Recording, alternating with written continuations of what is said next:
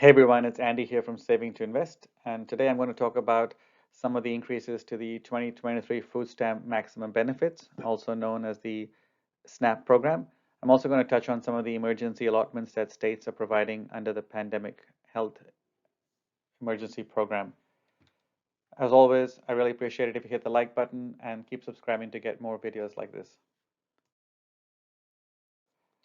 So I thought I'd just provide a quick recap and overview of the SNAP program for those maybe who are starting this program this year or are recently joining it.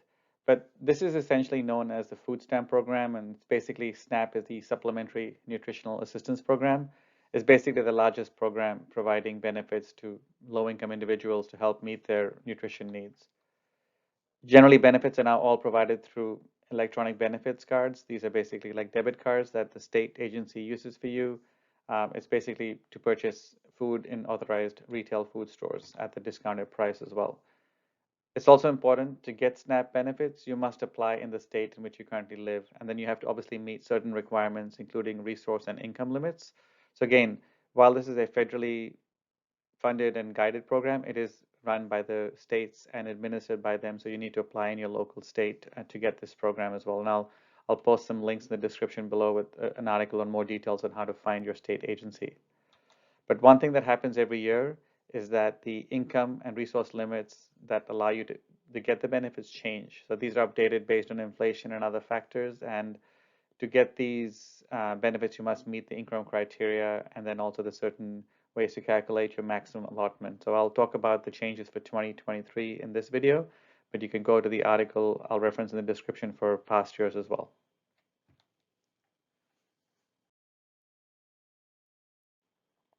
So the latest updates came a few months ago and are in effect from now because the year runs from October 1st to September 30th. So these changes are in place now for 2023 or the fiscal year 2023. And I'll talk about the specific changes right now. But basically, all states saw a pretty significant increase, around 12% on the maximum SNAP allotment or benefit.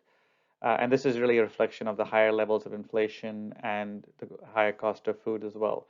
The minimum benefit also increased to $23, and will also increase in some of the other smaller states like Alaska, Guam, Hawaii, and the U.S. Virgin Islands, which also have higher SNAP benefits just because food is much more expensive in those areas.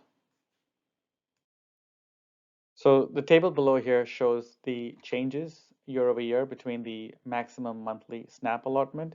And you can see here for all household sizes that the level has gone up considerably, like 12%, like I mentioned below.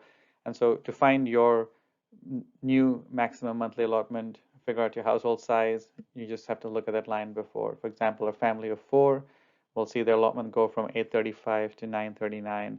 And again, this is valid from October 1st to September 30th, 2023. So you should start seeing your debit cards loaded with the new amounts now. And just as a reminder, your maximum monthly allotment is not what you will get for that household size per the guidelines. And I have a detailed description below for how to find it out. You need to take away 30% of your net monthly income from the maximum monthly allotment to figure out your actual monthly allotment. So just make sure you calculate that, and your SNAP homepage and should show you exactly what you'll be getting every month. So when it comes to the income qualification limits, those have also changed a little bit as well. Again, just to reflect the increases in inflation. So in most cases, unless you're disabled or elderly or have some special exceptions, your household must meet both the gross and the net income limits described below to get the SNAP allocation. Again, there is a calculation, and I'll post a link below for detailed descriptions, but there's obviously certain deductions you can take that count and affect your net income, but you generally need to meet these, and then you need to use your net income to deduct that from your SNAP allotment. So there's a little bit of calculation which is done for you, and again, the USDA page will show it to you, or your state agency can provide you a letter with that whenever they meet your determination. For elderly or disabled folks, they only need to meet the net monthly income threshold.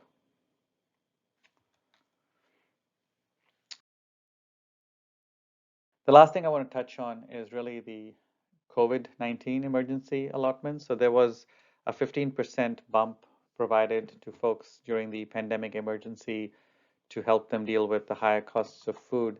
And this was provided until last year, but then what happened is it was extended through different public health extensions by the Biden administration, but a lot of states chose not to participate because it is done on a month-to-month basis.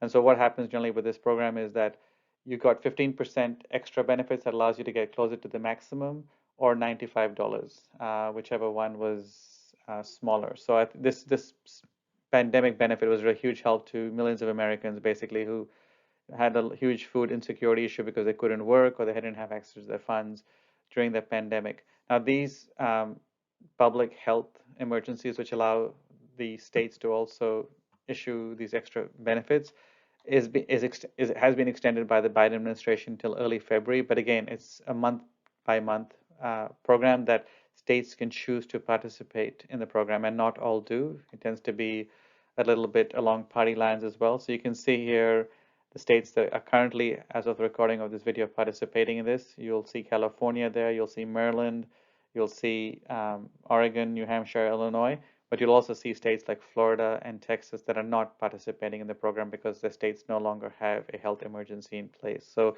you'll have to check with your local states to see if they're actually providing pandemic emergency allotments, which is why you may have seen a drop when your state stops participating in this. As always, if you like what you see here, please hit the like button and keep subscribing to get more updates. I'll keep updating this as the states who participate in this program change and there is any more extensions to the public health emergency, which will extend these benefits. Thanks.